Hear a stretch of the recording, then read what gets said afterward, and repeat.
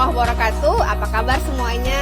Nah, pada pertemuan kali ini kita akan membahas tentang bukti-bukti pengaruh Islam yang masih ada hingga saat ini.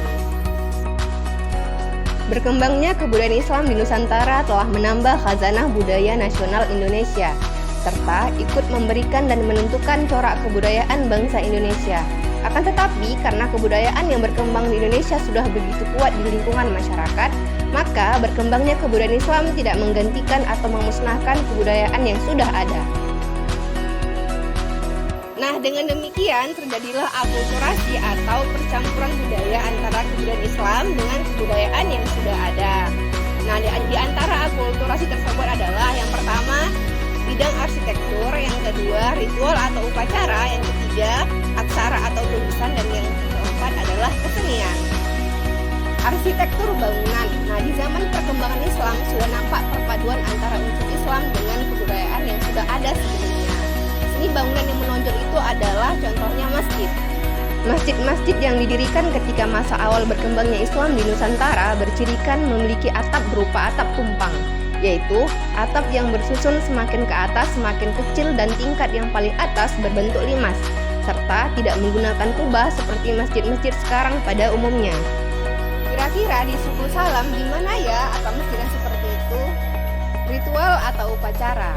Akulturasi pada hal ini adalah contohnya seperti peringatan hari ke-3, ke-7, ke-40 hingga hari ke-100 setelah orang meninggal. Upacara atau peringatan tersebut sudah ada sejak masa sebelum Islam yang kemudian dilestarikan bahkan hingga sekarang. Masyarakat yang menganut Islam akan memperingati dengan menggelar pengajian atau tahlilan dengan bacaan-bacaan bernafaskan Islami. Upacara lain yang terakulturasi agama Islam juga dapat kita lihat pada ritual pra-kelahiran.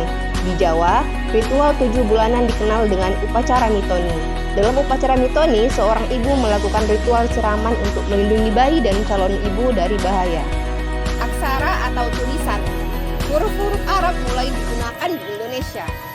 Selain itu, terjadi modifikasi atas huruf-huruf Pallawa ke dalam huruf Arab, yang kemudian dikenal dengan huruf Jawi.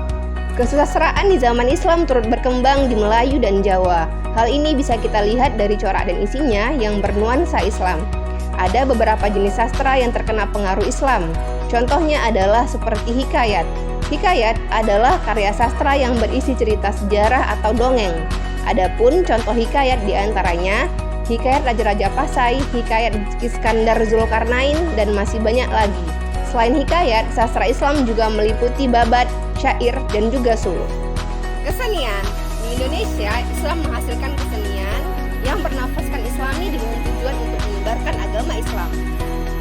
Kesenian tersebut yaitu tari sedati. Sedati berasal dari syaidati yang artinya permainan orang-orang besar. Tarian ini biasanya dimainkan oleh 8 orang penari.